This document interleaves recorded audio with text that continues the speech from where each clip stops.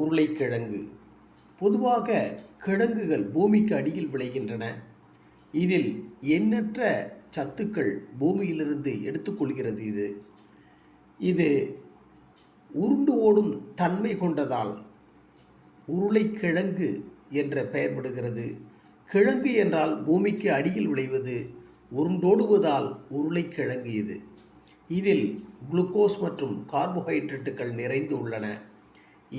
இதன் தோலை தனியாக உரித்து அதை மிளகு சீரகத்துடன் கொதிக்க வைத்து பருக நமக்கு இருக்கும் வாத நோய்களை இது அகற்றுகின்றது.